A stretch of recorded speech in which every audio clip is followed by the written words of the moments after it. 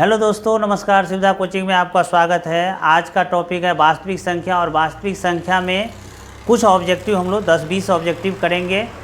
आप लोग बनाने का प्रयास भी कीजिएगा और देखिएगा कि इसका आंसर क्या होता है, क्योंकि मैट्रिक के पॉइंट ऑफ व्यू से क्लास 10 का जो बोर्ड एग्ज़ाम 2025 में होने वाला है, उसके पॉइंट ऑफ व्यू से ये क्वेश्चन बहुत ही इंपॉर्टेंट है। मौसा और एचसीएफ और एलसीएम आप पढ़े हैं पहला चैप्टर में, या वास्तविक संख्या में जो भी पूर्णांक संख्या, प्राकृतिक संख्या आप पढ़े हैं, उसको यहाँ पर देखते हैं रिवाइज हो जाएगा। एक बार अगर आप देख लेते हैं तो इसको रिवाइज हो जाएगा। ठीक है, चलिए देखते हैं पहला सवाल क्या है। कह रहे हैं निम्नलिखित में से कौन से सबसे छोटी प्राकृतिक संख्या है। तो आपको पता होगा प्राकृतिक संख्या, गिनती की संख्या को प्राकृतिक संख्या कहते हैं, यानी 1 2 3 4 5 6, यानी इस तरह से गिनती की संख्या को क्या कहेंगे, प्राकृतिक संख्या कहेंगे। सबसे छोटी प्राकृतिक संख्या हो जाएगा आपको 1। सबसे छोटी प्राकृतिक संख्या कौन सा होगा, 1। गिनती की संख्या को प्राकृतिक संख्या कहते हैं, सबसे छोटी प्राकृतिक संख्या क्या हो जाएगा, 1 हो जाएगा। ठीक है, चलिए इसमें कह रहा है कि 12 का परमेकरण गुणांक क्या होगा। यहाँ 12 नहीं है, गलती लिखा है, √12 है। √12 का परमेकरण गुणांक क्या होता है, यानी आप लोग हर का परमेकरण आप क्लास 9th में किए होंगे, यहाँ पर इसमें परमेकरण करना है। तो बताइए 12 का अगर हम वर्गमूल निकालते हैं, गुणनखंड करते हैं, तो ये हो जाएगा 2 × 2 × 3, 2 दूना 4 तिया 12, यानी कि हो जाएगा 2 का वर्ग गुणे 3, यानी कितना हो जाएगा 2√3, यानी ये है अपरिमेय संख्या। लेकिन इसमें कितना से गुना करेंगे तो ये परमेय हो जाएगा, यानी परमेयकरण बनाना है। परमेयकरण बनाना है तो आप कितना से इसको गुना करिएगा ताकि ये परमेय संख्या हो जाए। तो पता होगा √3 से गुना करेंगे, √3 या √3 को गुना करेंगे तो 3, और 3 से 2 को करेंगे तो 6 आएगा, यानी ये परमेयकरण गुणांक, यानी कितना से गुना किया आप, √3 से गुना किए, तो इसमें हो जाएगा आपको √3 हो जाएगा। क्या इसमें क्या हो जाएगा, √3 हो जाएगा। ये √3 यानी ए होगा आंसर। ये थोड़ा ऑप्शन गलत लिखा हुआ था, रूट छूट गया था। कौन सा वाला ऑप्शन होगा, ए नंबर ऑप्शन होगा। √3 से गुना करेंगे तो ये √12 का परमेयकरण गुणांक कितना हो जाएगा, √3 हो जाएगा। ठीक है, चलिए आगे बढ़ते हैं। इसमें बताइए, कह रहा है 45 तथा 60 का मौसा ज्ञात करें। तो 45 और 60 का मौसा ज्ञात करने के लिए हम लोग क्या करेंगे, गुणनखंड कर देंगे। 45 का और 60 का गुणनखंड करेंगे तो क्या होगा, 3 से 15 तिया 45, 3 से 3 पंचे 15, 60 से करेंगे तो 2 से 30, 2 से 15 और 5 से 5 तिया 15। अब आपको पता होगा 45 का गुणनखंड 3 × 3 × 5, और 60 का गुणनखंड 2 × 2 × 5 × 3। ठीक है, अब जो दोनों में मिलता है वो हो जाता है क्या, मौसा। ठीक है, तो यहाँ पे 3 और 3 मिल रहा है, और क्या मिल रहा है, और तो कुछ मिल नहीं रहा है। ठीक, तो इसका मौसा कितना हो जाएगा, 3 हो जाएगा। ठीक, मौसा कितना हो जाएगा, 3 हो जाएगा। और देखते हैं, 3 तिया 9 पंचे 45, 2 दूना 4, 4 और 15 चौका 60। इसमें 5 भी मिल रहा है, 5 भी मिल रहा है, तो क्या हो जाएगा मौसा, इसका मौसा हो जाएगा 3 × 5, कितना हो जाएगा 15, यानी कौन सा वाला होगा, डी ऑप्शन सही होगा। ठीक है, आगे कह रहे एक अशून्य परिमेय और अपरिमेय संख्या का गुणनफल क्या होगा। तो अशून्य जो शून्य ना हो, जैसे 1/2, ये अशून्य अपरिमेय संख्या है। ठीक है, और एक परिमेय संख्या, एक अपरिमेय संख्या, तो एक अपरिमेय संख्या हो गया √3। तो जब हम परिमेय और अपरिमेय को गुना करेंगे तो हमेशा क्या मिलेगा, अपरिमेय मिलेगा। एक परिमेय संख्या, मान लो कि एक परिमेय संख्या 2 है और एक अपरिमेय संख्या 3 है, गुना करेंगे क्या मिलेगा, अपरिमेय संख्या। परिमेय और अपरिमेय को गुना करेंगे तो हमेशा अपरिमेय ही मिलेगा। ठीक है, चलिए बच्चों आगे देखते हैं। कह रहा है कि यूक्लिड के विभाजन एल्गोरिदम से धनात्मक पूर्णांकों के निम्न में से क्या परिकलित करने का तकनीक है, यानी भाग एल्गोरिदम, यूक्लिड विभाजन एल्गोरिदम क्या निकालने का तकनीक है। तो सिंपल है, मौसा निकालने का तकनीक है। यूक्लिड विभाजन से क्या निकालते हैं, मौसा निकालते हैं।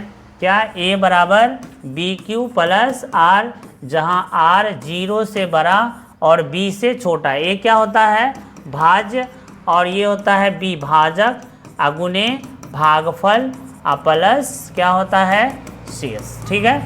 यानी हम लोग मौसा निकालने के लिए निकालते हैं, ठीक है। चलिए आगे देखिए, कह रहे हैं कि P एक धनात्मक पूर्णांक है तो धनात्मक सम पूर्णांक का रूपरेखा क्या होगा। तो सम देखिए, इसमें अगर ये A वाला होगा, 2 में कोई भी पूर्णांक से आप गुना कर दीजिए तो क्या हो जाएगा, सम हो जाएगा। 2 एक क्या है, सम संख्या है, और 2 में कुछ भी से गुना कर देंगे, आप विषम संख्या मान ले 3 ले लेते हैं, तब भी क्या हो जाएगा, सम हो जाएगा।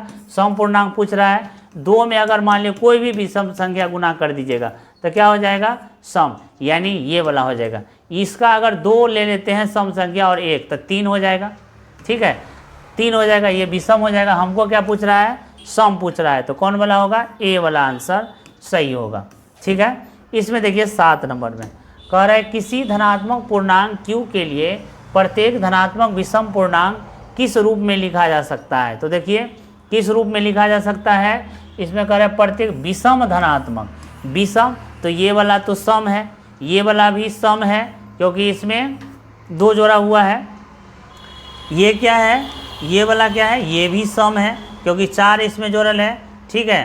तो 6Q तो सम है, 6Q में सम जोड़ देंगे तो सम हो जाएगा, ठीक है। और सम में सम जोड़ देंगे, ये भी सम है, ये भी सम है, तो सम में सम जोड़ देंगे तो सम संख्या। लेकिन ये वाला क्या हो जाएगा, विषम, यानी 6Q + 1 क्या होगा, विषम के रूप में लिखा जा सकता है। धनात्मक विषम पूर्णांक क्या होगा, 6Q + 1, ठीक है।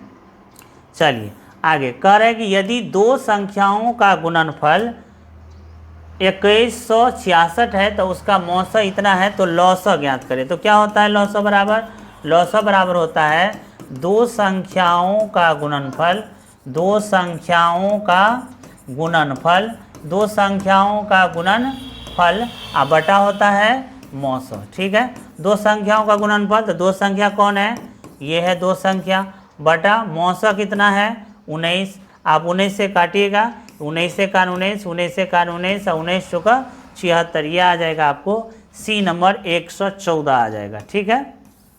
चलिए यहाँ पर देखिए कह रहा है कि इतना तथा इतना का लौसक क्या होगा। यहाँ पे थोड़ा गलती लिखल है, यह 2 का पावर 3 गुने 3 गुने 5, ये A बराबर है, और यहाँ B बराबर दिल है 2 का पावर 4 गुने 5 गुने 7, ये गलती लिखा हुआ है थोड़ा।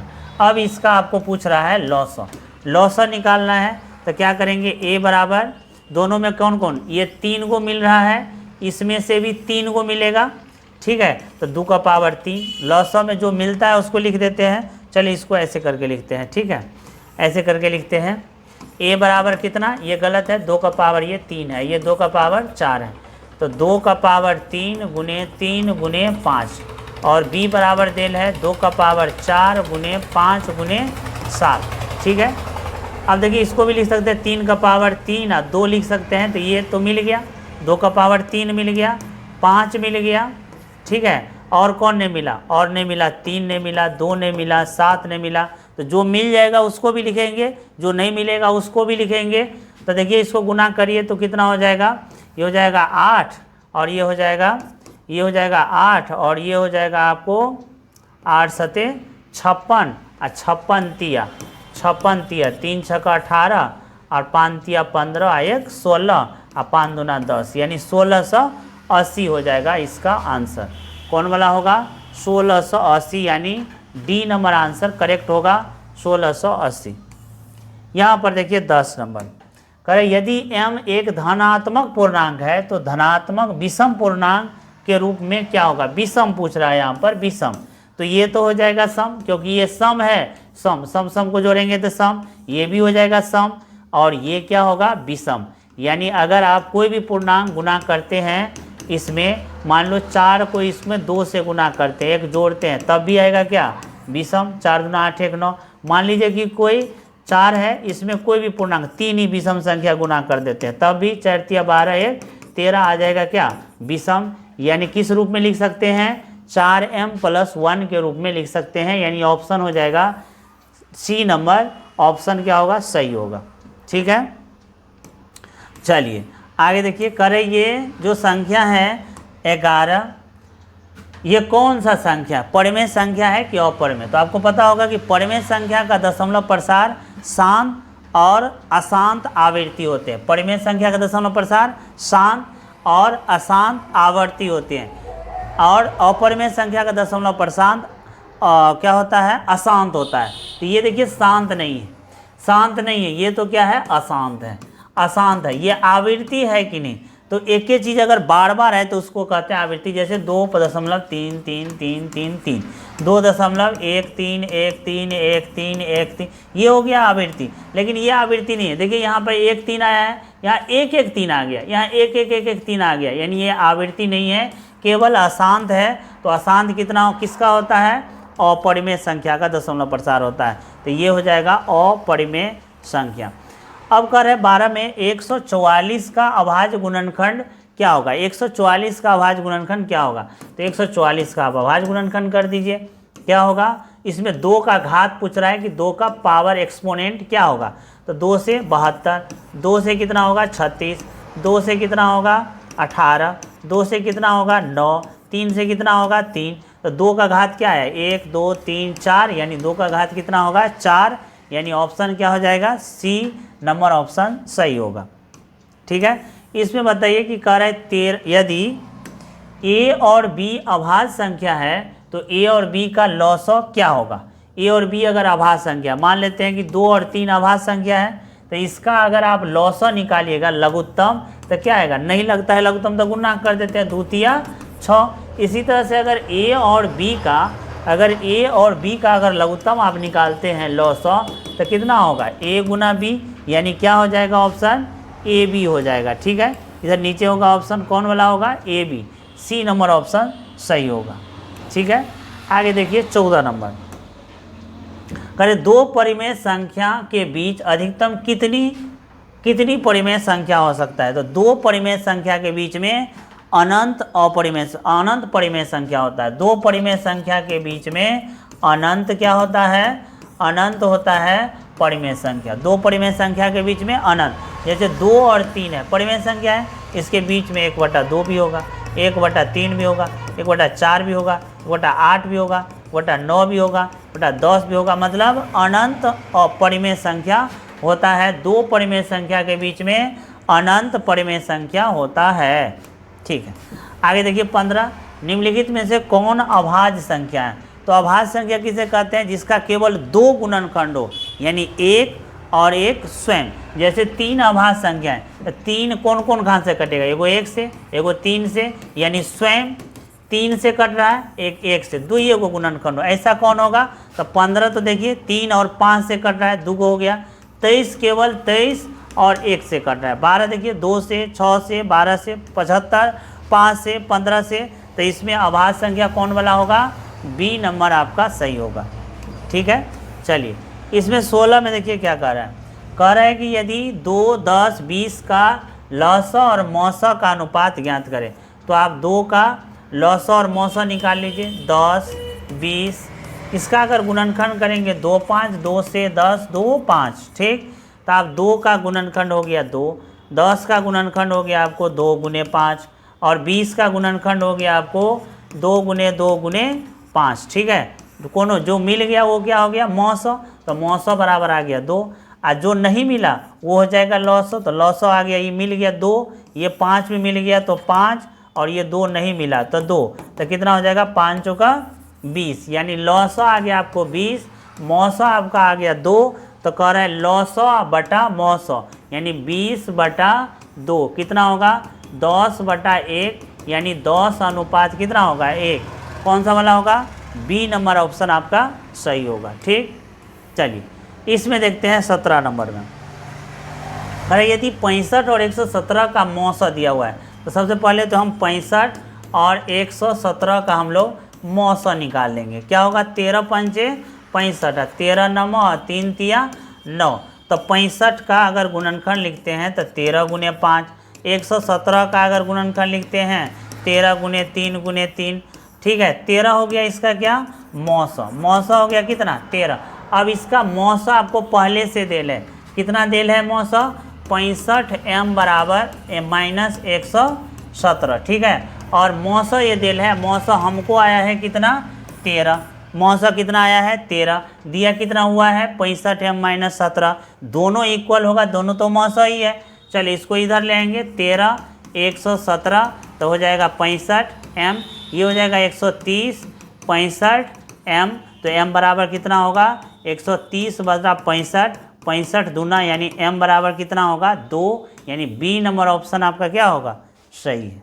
ठीक है, चलिए आगे देखिए, कह रहे हैं कि 18 में सबसे छोटी अभाज्य संख्या और सबसे छोटी अभाज्य संख्या का मौसा। ठीक, तो सबसे छोटी भाज्य संख्या जिसका 2 से ज़्यादा गुणनखंड हो, जैसे 4 6, ठीक है, 7 में 7 तो अभाज्य संख्या हो जाए, 8 9, ये सब क्या है अभाज्य संख्या। सबसे छोटी अभाज्य संख्या होता है 4 और सबसे छोटी भाज्य संख्या अभाज्य संख्या होता है, सबसे छोटी भाज्य संख्या 4 और सबसे छोटी अभाज्य संख्या कितना होता है 2। एक अभाज्य संख्या नहीं है और न ही संयुक्त संख्या है यानी भाज्य संख्या। तो सबसे छोटी भाज्य संख्या 4, सबसे छोटी अभाज्य संख्या 2 और दोनों का क्या कर रहा है मौसा। तो 4 और 2 का अगर मौसा निकालेंगे तो 2 दूना कितना होगा 4, यानी कितना निकल गया मौसा 2। तो इसका ऑप्शन क्या होगा 2, दोनों का मौसा कर रहा है। आगे देखिए, कह रहे 96 का अभाज्य गुणनखंड क्या होगा। 96 का अभाज्य गुणनखंड आपसे पूछ रहा है, ये थोड़ा रॉन्ग लिखा हुआ है, 2 का पावर 4 3 का पावर 2 2 का पावर 3 3 का पावर 3 2 का पावर 5 3 का पावर 1 2 का पावर 1 3 का पावर 5, इस तरह से ऑप्शन लिखा हुआ है। ठीक, तो अब हम निकालते हैं पहले 96 का क्या होगा अभाज्य गुणनखंड। 2 से देंगे 48, 2 से देंगे तो ये हो जाएगा आपको 48 का 24, 2 से देंगे हो जाएगा आपको 12, 2 से देंगे 6, 2 से देंगे 3। अब देखिए इसमें 2 कितना बार आया है 1 2 3 4 5, यानी 2 का पावर 5 है। 3 कितना बार आया 1 बार, तो कौन सा ऑप्शन है ये वाला सी नंबर ऑप्शन सही होगा, 2 का पावर 5 और 3 का पावर 1। ठीक है, चलिए आगे देखते हैं 20 नंबर। देखिए करे 2 संख्याओं के गुणनफल इतना है और मौसा 17 है, तो उसका लौसा क्या होगा।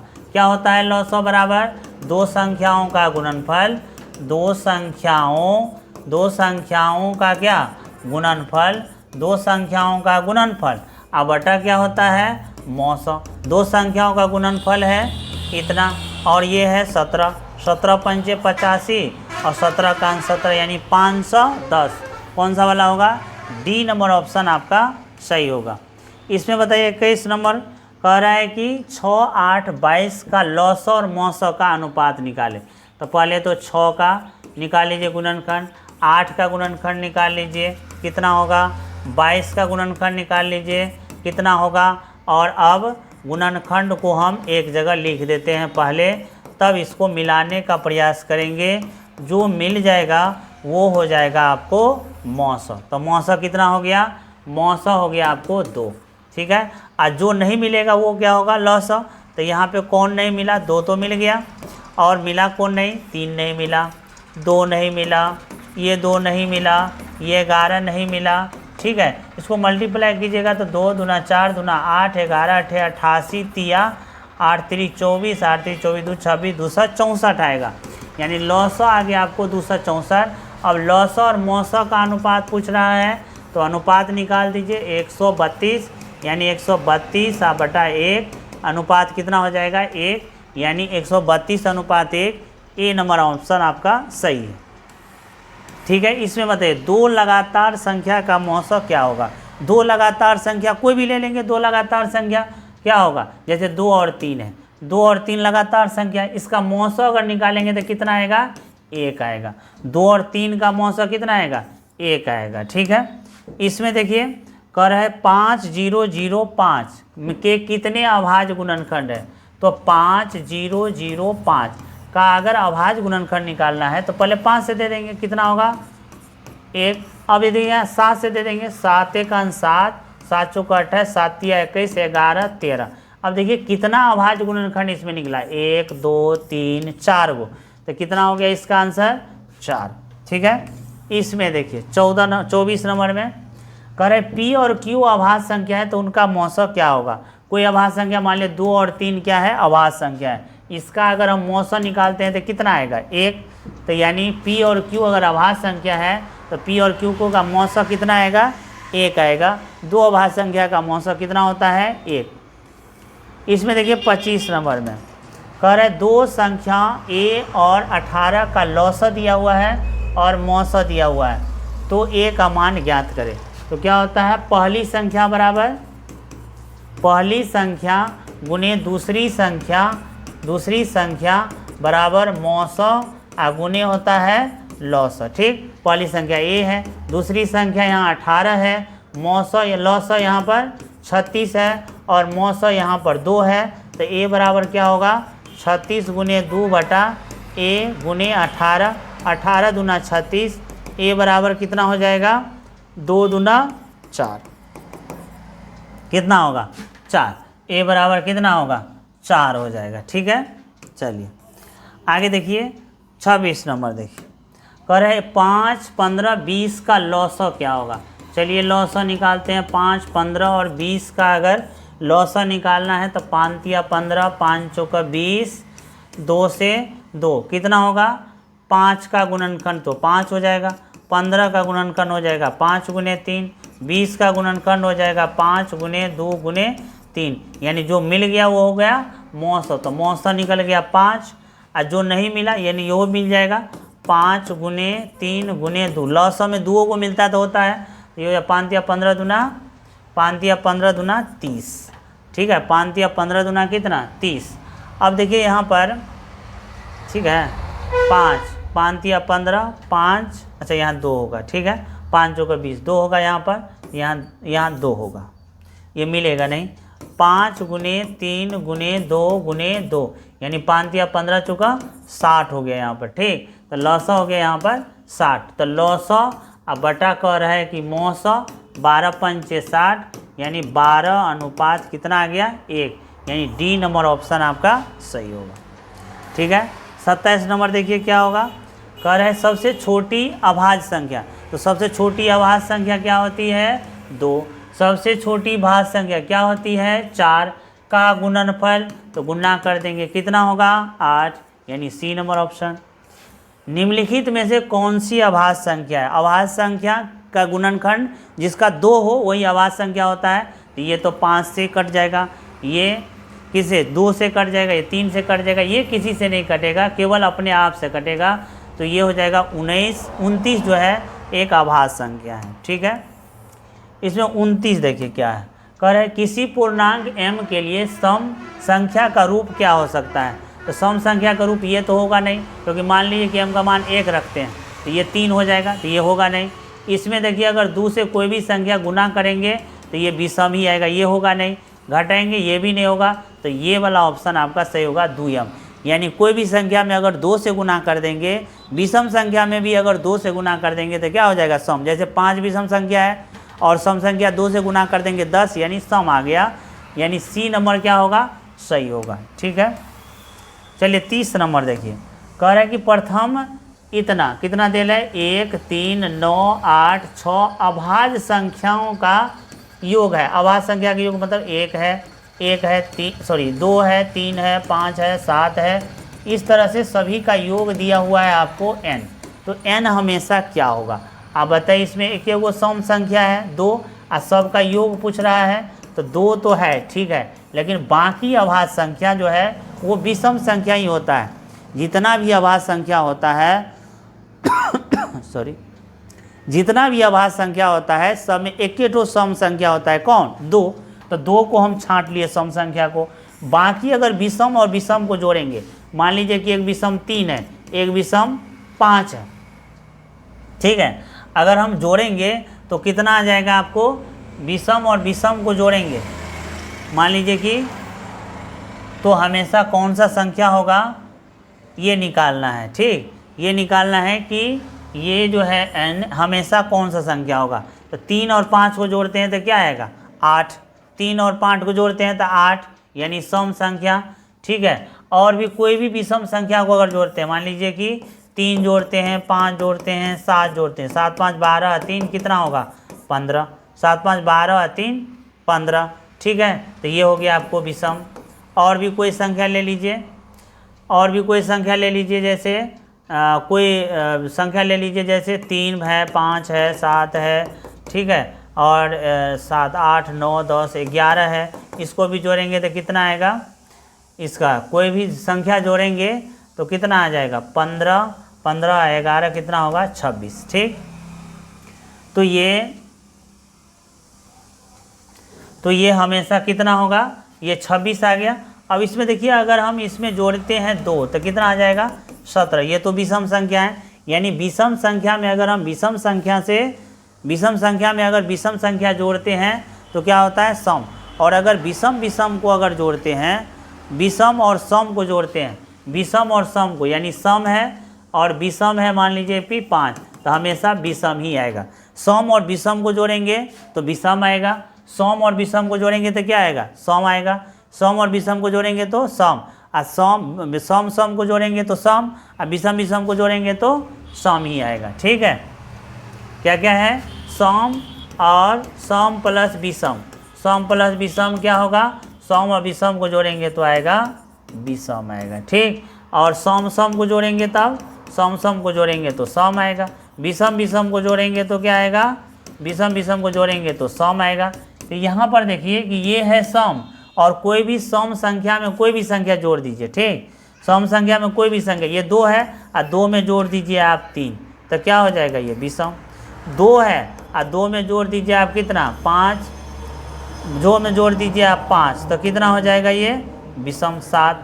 2 है और 2 में जोड़ दीजिए 7, तो 2 में अगर 7 जोड़ देंगे तो कितना हो जाएगा ये 9, यानी ये आ जाएगा आपको विषम। तो कह रहा है कि n हमेशा भाज्य संख्या होगा से। इसमें क्या होगा, इसमें से किससे विभाज्य हो जाएगा। यदि प्रथम इतना भाज्य संख्याओं का योग n है, अभाज्य संख्याओं का योग n है, अभाज्य संख्याओं का योग n है, तो n हमेशा भाज्य होगा। n हमेशा भाज्य होगा किससे, n हमेशा भाज्य होगा किससे, 6 से, 4 से, 8 से, किससे, किसी से नहीं। तो देखिए ये विषम संख्या निकला है, तो ये इसमें किसी से नहीं विभाज्य होगा। इसमें क्या होगा आंसर, किसी से नहीं होगा, इनमें से किसी से भी विभाज्य नहीं होगा, क्योंकि आप जो भी एक सम संख्या है, बाकी क्या है विषम संख्या है, बाकी आपको विषम संख्या है। किसी को भी जोड़िए, 2 में अगर 3 जोड़ देंगे तो हमेशा क्या आएगा विषम ही आएगा। 2 में 5 जोड़िए, 2 में 5 जोड़िए तब क्या होगा, 2 में 5 जोड़िए तब भी आएगा 7, यानी विषम ही आएगा। तो विषम संख्या से विभाज्य होगा, तो यहाँ करे किसी से विभाज्य है, इनमें से कोई भी नहीं आंसर होगा। करें सबसे छोटी पूर्ण वर्ग संख्या, सबसे छोटी पूर्ण वर्ग संख्या इतना से विभाज्य हो, तो इसका लघुत्तम ले लीजिए 16, 20, 24। इसका अगर लघुत्तम निकालिएगा तो आपको आ जाएगा कितना, लघुत्तम निकालिएगा तो आएगा 240 आ जाएगा। ठीक है, कौन सा से विभाज्य होगा 240 से। 32 देखिए क्या है, करें दो संख्याओं का लघुत्तम समावर्तक महत्तम समावर्तक का 14 गुना है, यानी लघुत्तम को मान लेते हैं m, महत्तम को मान लेते हैं h का 14 गुना है। फिर कह रहे हैं लघुत्तम और महत्तम का जोड़ 600 है।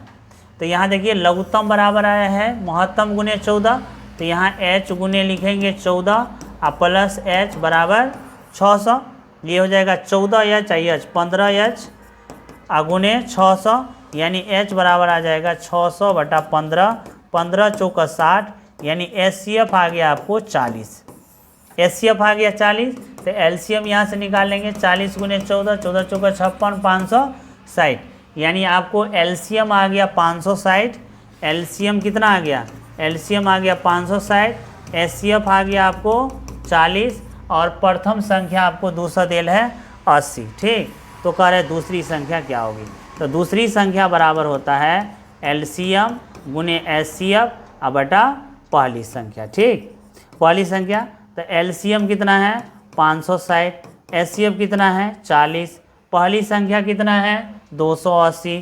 ठीक, तो ये हो जाएगा आपको 280, तो कितना हो जाएगा 4 से 7 चौका 8 है 7 8 56, यानी 80 हो जाएगा इसका आंसर। कौन वाला होगा, बी नंबर आंसर सही होगा।